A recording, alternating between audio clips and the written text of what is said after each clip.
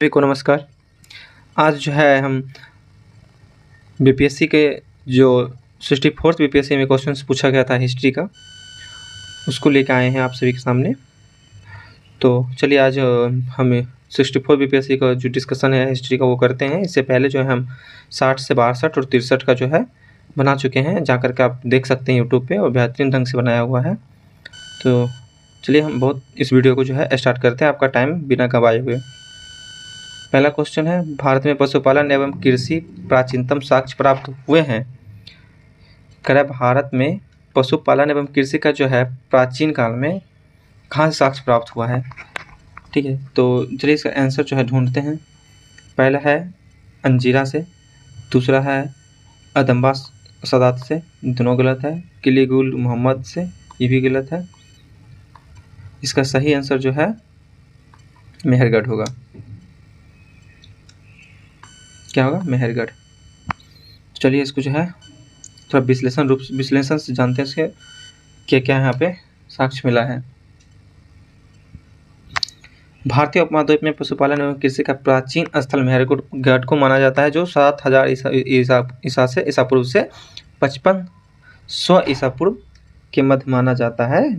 बसाव का क्षेत्र माना जाता है। वहाँ नवीनतम खोजों के आधार पर भारतीय उपमहाद्वीप में प्राचीनतम कृषि साक्ष्य वाला स्थल उत्तर प्रदेश में संत कबीर नगर जिले में स्थित लहुरा देव है। यहाँ से 9000 ईसा पूर्व से 7000 ईसा पूर्व के मध्य चावल के साक्ष्य प्राप्त हुए हैं। उल्लेखनीय है कि इस नवीनतम खोज के पूर्व भारतीय उपमहाद्वीप का प्राचीनतम कृषि साक्ष्य वाला स्थल मेहरगढ़ पाकिस्तान के बलूचिस्तान में स्थित, यहाँ से 7000 ईसा पूर्व के गेहूँ के साक्ष्य मिले हैं। इसके साथ ही चावल के साक्ष्य वाला स्थल कोल्डीवा प्रयागराज जिले में बेलन नदी के तट पर स्थित है। यहाँ से 6500 ईसा पूर्व के धान की भूसी के साक्ष्य मिले हैं माना जाता था। इसमें जो है ना, जो कहाँ से क्या प्राप्त हुआ प्राचीन काल में, जो भी सिंधु घाटी सभ्यता हो, चाहे पाषाण काल, पूरा पाषाण काल, नवपाषाण काल, इसमें जो साक्ष्य जो है वो साक्ष्य जो है कहाँ से क्या प्राप्त हुआ है, कब क्या प्राप्त हुआ है, ये जो क्वेश्चन है बहुत बार पूछा जाता है। तो इस चीज़ को जो है आप लोग बहुत ध्यान से रखेंगे। अगला क्वेश्चन है, भगवान बुद्ध के महापरिनिर्वाण के बाद पहली बौद्ध संगति कहाँ हुई थी। तो पहली बौद्ध संगति आप सभी को पता है कि राजगिरी में हुई थी। राजगिरी में हुई थी। ठीक है, तो चलिए इसके बारे में जो है आगे देखते हैं। अगला क्वेश्चन, स्वर्ण भूमि का वह राजा कौन था जिसने नालंदा में एक बौद्ध विहार की स्थापना की तथा उसके रख रखाव हेतु अपने दूत द्वारा देवपाल के 5 गांव दान में देने के लिए प्रार्थना। इसका सही आंसर हो जाएगा बलपुत्र देव। ठीक है, अगला क्वेश्चन देखते हैं, इनमें से किसने प्रथम व्यापक पैमाने पर स्वर्ण मुद्रा का प्रचलन किया।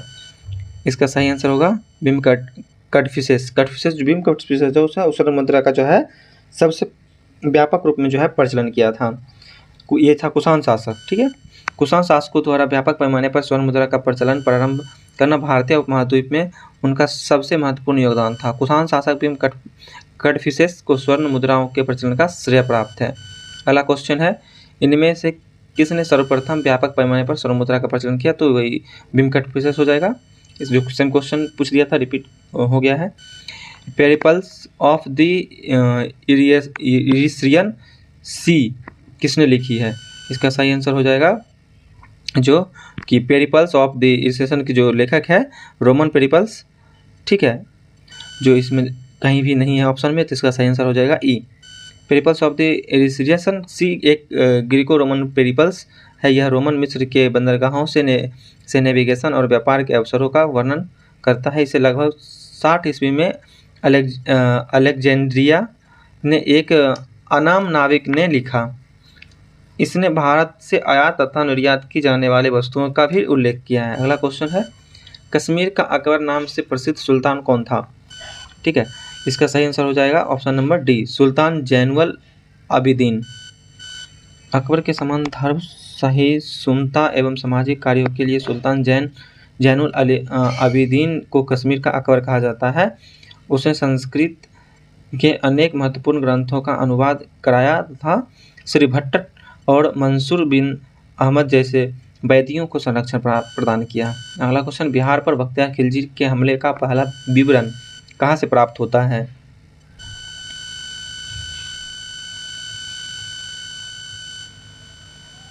इसका आंसर हो जाएगा, देखते हैं कौन सा है, तारीख़ हिंद से, तबक़ात नासरी से, ताजुल मसीर से, तारीख़ मुबारक शाही से, इन उपरोक्त में से कोई नहीं, उपरोक्त में से अधिक। इसका सही आंसर हो जाएगा ऑप्शन नंबर ई, इनमें से कोई नहीं। इसका जो सही आंसर है वो होगा तारीख़ फ़रिश्ती। जो तारीख़ फ़रिश्ती जो था, वो जो एक पुस्तक था उसमें लिखा हुआ था, मोहम्मद कासिम फ़रिश्ता द्वारा लिखा गया था। उसका वो जो है इसमें सबसे पहले जो बिहार में बख्तियार खिलजी का आक्रमण के बारे में उसमें विवरण किया गया था। किस सुल्तान ने ज़मीन में फसल की नपाई का आधा राजस्व के रूप में दावा किया? इसका सही आंसर हो जाएगा मोहम्मद बिन तुगलक। ठीक है, अलाउद्दीन खिलजी दिल्ली सल्तनत का पहला सुल्तान था जिसने भू राजस्व नीति में कुछ परिवर्तन किए थे। उसने उपज का 50% भू राजस्व के रूप में निश्चित किया, जिसे अनाज के रूप में लेने के लिए जोर दिया गया। इससे पूर्व बलबन और इल्तुतमिश ने भू राजस्व उपज की 1/3 दर से अधिक नहीं लिया था। मोहम्मद बिन तुगलक के काल में भी भूमि कर की दर अलाउद्दीन की भांति 50% थी, लेकिन जहां अलाउद्दीन ने राजस्व निर्धारण भूमि पैमाइश के आधार पर किया था, वहीं मोहम्मद बिन तुगलक ने बिना पैमाइश के अनुमान के आधार पर राजस्व निर्धारित किया था। यद्यपि प्रश्न में विकल्प सी और डी दोनों सही है, किंतु बिहार लोक सेवा आयोग ने अंतिम उत्तर कुंजी में विकल्प सी ही माना है। अगला क्वेश्चन है, शेख बहाउद्दीन जकारिया किस संप्रदाय के थे? इसका सही आंसर हो जाएगा सुहारवर्दी संप्रदाय। सुहारवर्दी संप्रदाय जो था, जकारिया 1182 से 1262 ईस्वी के बीच में प्रारंभ हुआ था। यह जो है सूफी संप्रदाय से संबंधित थे। शेख सलाहुद्दीन आरिफ, शेख रुकनुद्दीन अबुल फतह और शेख जलालुद्दीन सुर्ख आदि हुए इस संप्रदाय के इस काल में। इस संप्रदाय के संत सुखमय जीवन पर बल देते थे और धन और संपत्ति साधन में बाधक नहीं मानते थे। इन शासकों में से किसने अपनी सैन्य टुकड़ियों को 200, 250 एवं 500 की इकाई में विभाजित किया था? इसका सही आंसर होगा इनमें से कोई नहीं, यानी बहलोल लोदी, सिकंदर शाह, शेरशाह, इस्लाम शाह, इनमें से जो है कोई जो है ऐसा शासक नहीं था जो ऐसा काम किया था। इसमें था जो इस्लाम शाह शेरशाह का पुत्र था। इस्लाम शाह ने पूरे उत्तर भारत में लगभग 8 वर्षों तक शासन किया और जो उसकी मृत्यु 1553 ईस्वी में हुई थी। इस्लाम शाह ने ही अपने सैन्य टुकड़ियों को 50, 100, 200 और जो है 250 और 500 की इकाई में विभाजित किया था। संभवतः शेरशाह के समय में भी सैन्य विभाजन की यह प्रणाली प्रचलित थी। ज्ञातव्य है कि बिहार लोक सेवा आयोग ने इसका जो है ये आंसर दिया है, यानी उपयुक्त में से एक से अधिक। अगला क्वेश्चन है, यह कथन किसका है कि अकबर के शासन में इलाहाबाद में 40 स्तंभ युक्त मंजिल के निर्माण में 5000 से 20,000 लोगों ने 40 साल तक काम किया? ये जो है अब्दुल हमीद लाहौरी का कथन है। ठीक है, विलियम फिंच के अनुसार इलाहाबाद स्थित पैलेस ऑफ 40 पिलर्स के निर्माण में लगभग 40 वर्ष लगे और इसके निर्माण हेतु 50,000 से 20,000 लोगों ने काम किया था। कश्मीर का अकबर नाम से प्रसिद्ध सुल्तान, ये तो आगे भी क्वेश्चन था जिसका मतलब थोड़ा सा लैंग्वेज को चेंज करके दिया गया था। जैनुल अबीदुद्दीन के बारे में बताए थे। अगला क्वेश्चन है, मुगल बादशाह बहादुर शाह जफर के बारे में कहा जाता था कि उसके साम्राज्य की सीमा कहाँ तक थी? जिसके देखिए सही आंसर क्या होगा, बहादुर शाह जफर के बारे में नहीं बल्कि मुगल शासक शाह आलम द्वितीय के बारे में फारसी शासक में यह कहावत प्रसिद्ध थी कि सल्तनत ए शाही शाह आलम अज दिल्ली तापालम, अर्थात शाह आलम के काल में मुगल साम्राज्य सिकुड़ते सिमटते दिल्ली के लाल किले से पालम गांव तक रह गया था। बिहार लोक सेवा आयोग ने इस प्रश्न को निरस्त कर दिया था, इसको कैंसिल कर दिया था। ठगों का उन्मूलन किसने किया था? जो है कैप्टन सलीमैन किया था। ठीक है, कब हुआ था? ये जो है 1826 से 1835 के मध्य ठगों की बंदी बना लिया गया था। उसी समय में जो है और उसको बंदी बना करके फांसी दे दिया गया और शेष को आजीवन कारावास की सजा दिया गया था। और जो फाइनली है 1837 ईस्वी के पश्चात जो है इसका ठगों का पूर्ण रूप से अंत हो गया है। इसको श्रेय कौन दे रहा था? इसमें कौन कौन शामिल था? तो हिंदू मुस्लिम दोनों शामिल था। ठीक है, विलियम बेंटिक जो है इसमें कैप्टन सलीमैन को ठग के विरुद्ध कार्रवाई करने के लिए जो है नियुक्त किया गया था। कुंवर सिंह अंग्रेजों के खिलाफ 1857 के विद्रोह में किस जगह शामिल हुआ था? ये तो सभी को था, आरा में शामिल हुए थे। ठीक है। 25 जुलाई 1857 को दानापुर में सैनिक की 3 रेजिमेंटों ने विद्रोह कर दिया। 26 जुलाई को यह सैनिक आरा पहुँचे और वहाँ जो है वीर कुंवर सिंह के नेतृत्व में अपना जो है इसको जो है लीड किया। नील विद्रोह किसके बारे में संबंधित है? नील विद्रोह जो है रैयत नील की खेती नहीं करना चाहता था, लेकिन उन पर जो है ज़बरदस्ती या अमान्य मूल्य पर ज़बरदस्ती जो है इसको खेती कराया जाता था। ठीक है। किस स्थान पर आदिवासियों ने अंग्रेजों के खिलाफ विद्रोह किया? किस स्थान पर आदिवासियों ने अंग्रेजों के खिलाफ विद्रोह किया था? जिसका क्षेत्र छोटा नागपुर की हो जनजाति था। ठीक है। 1820 से 21 में और फिर 1831 में ब्रिटिश को चुनौती दी इस क्षेत्र में। इस कारण 1837 तक अशांति व्याप्त रही। जनजाति ने लगातार अंग्रेजों के विरुद्ध विद्रोह किया। नीचे दिए गए विकल्पों में से राष्ट्रवादी समाचार पत्रों द हिंदू, केसरी, बंगाली, हिंदुस्तानी सुधारक के संपादकों के नाम का सही संयोजक ज्ञात करें। इसका सही आंसर देखिए क्या हो जाएगा। ऑप्शन नंबर डी, जी सुब्रमण्यम अय्यर, बाल गंगाधर तिलक, सुरेंद्रनाथ बनर्जी, गंगा प्रसाद वर्मा, गोपाल कृष्ण गोखले। ठीक है। अगला क्वेश्चन है, रजनी पामदत्त ने कहा वे साम्राज्यवाद से लड़ते भी थे और सहयोग भी करते थे। उन्होंने किस राजनीतिक गठबंधन के बारे में यह कहा था? इसका सही आंसर हो जाएगा भारतीय राष्ट्रीय कांग्रेस के बारे में कहा था। रजनी पामदत्त ने यह कथन भारतीय राष्ट्रीय कांग्रेस के बारे में कहा था। कांग्रेस कई अवसरों पर अंग्रेजी हुकूमत के साथ सहयोग भी करती थी, जैसे प्रथम विश्व युद्ध भारत जो है सहयोग किया था और गांधी इरविन वार्ता। ठीक है। इसके अतिरिक्त भारतीय राष्ट्रीय कांग्रेस ने साम्राज्यवाद का विरोध करते हुए अंग्रेजों से आज़ादी की लड़ाई लड़ते हुए देश को स्वतंत्र भी कराया था। 1875 के दक्कन के दंगों का तात्कालिक कारण क्या था? इसका था महाजनों के द्वारा ऊंची ब्याज दर। ठीक है। 1875 को जो दंगा हुआ था, विद्रोह हुआ था, महाजन द्वारा जो ऊंची ब्याज को कृषकों को अस्थायी रूप से कर्जदार बना दिया था।